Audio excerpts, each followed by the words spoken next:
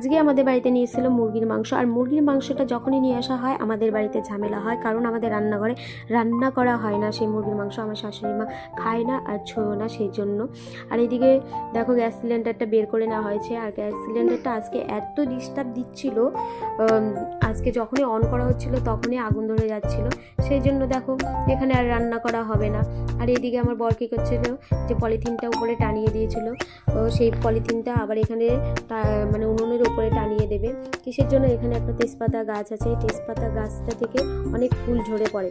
আর এখানে টানানো হয়ে গেলে আমার বর কী করছিল, পরিষ্কার করে নিচ্ছিল উনুনের পাটটা। পরিষ্কার হয়ে গেলে তারপর ও জল দিয়ে একটু মুছে দিচ্ছিল। আর এইদিকে জল দিয়ে মুছতে মুছতে ততক্ষণে আমি মাংসটা মাখিয়ে নিব।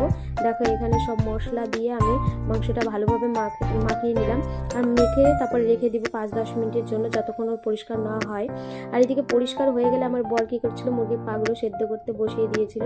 আর এদিকে সেদ্ধ হয়ে গেলে আমি আবার সেই পাগুলো আবার নামিয়ে নিলাম। নামিয়ে নেওয়ার পরে আবার এখানে কড়াইটা ভালো করে ধুয়ে তারপরে উনুনের উপরে বসিয়ে দিলাম কড়াইটা। তারপর এদিকে তেল দিয়ে দিলাম।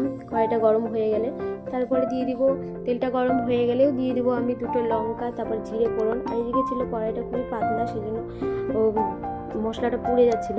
আর তাড়াতাড়ি কী করলাম, মাখিয়ে রাখা মাংসগুলো দিয়ে দিলাম। তারপর একটু নাড়াচাড়া করে ভালো করে নাড়াচাড়া করে নিয়ে আমি মাংসটা ঢাকা দিয়ে দিব। ঢাকা দিয়ে তারপর এদিকে যে পাগুলো যে আমি করে রেখেছিলাম, সিদ্ধ করে রেখেছিলাম, সেইগুলো আমি ভালো করে ছুলে পরিষ্কার করে নেব। আর এদিকে তারপরে ছোলা হয়ে গেলে তারপর আমি ঢাকনাটা উঠিয়ে নিলাম। দেখো তারপর এদিকে মাংস থেকে কতটা জল বেরিয়ে গেছে। তারপরে এই ছুলে রাখা পাগুলো দিয়ে দিলাম। এরপর তারপর ভালো করে কষিয়ে নিব। কষানো হয়ে গেলে তারপরে কিছুটা মাংস তুলে নিব। আর কষানো মাংস না খেলে মনেই হয় না যে মাংস খেয়েছি। তারপর যাই হোক, কষানো মাংস তোলা হয়ে গেলে আমি ঝোলের জন্য জল দিয়ে দিব। কিছুটা জল দেওয়া গেলে এদিকে ফুটতে থাকবে। আর ততক্ষণ আমরা কি করব, যে কষানো মাংসটা তুলে নিয়েছিলাম সেটা আমরা খেতে থাকবো। এই যে দেখো খাওয়া হচ্ছে এখানে আমার বর খেয়ে বলছে খুব দারুণ হয়েছে। আর এদিকে তারপরে মাংসটা খাওয়া হয়ে গেলে আমরা কী করব, ভেজে রাখা আলুটা আমরা দিয়ে দিব। এখানে আমার বর দিয়ে দিচ্ছিল ভেজে রাখা আলুটা। তারপরে এদিকে দেখো ঝোলটা ফুটছিল। এদিকে ফোটা হয়ে গেলে তারপরে ঝোলটা হয়ে গেলে তারপরে আমি কী করলাম, গরম মশলা দিয়ে নামিয়ে নিলাম। এই যে দেখো আমরা 4 জন খাবো বলে এখানে আমরা 4টা বাটিতে নিলাম। আর এদিকে শ্বশুরমশাইকে খেতে দিয়ে এসেছি। আর এদিকে আমরা পরিষ্কার করে নিচ্ছি। আমরা যখন খাবো তখন আগে থেকে পরিষ্কার করে নিই, খাওয়া দাওয়ার পরে পরিষ্কার করতে ভালো লাগে না। তারপরে এই যে দেখো ও হাতটা ধুয়ে নেবে।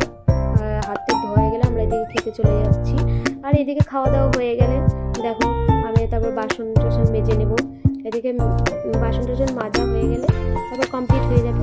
কেমন হয়েছে ভিডিওটা? ভালো লাগলে একটা লাইক, কমেন্ট দিয়ে দাও। দেখা হবে পরের ভিডিও।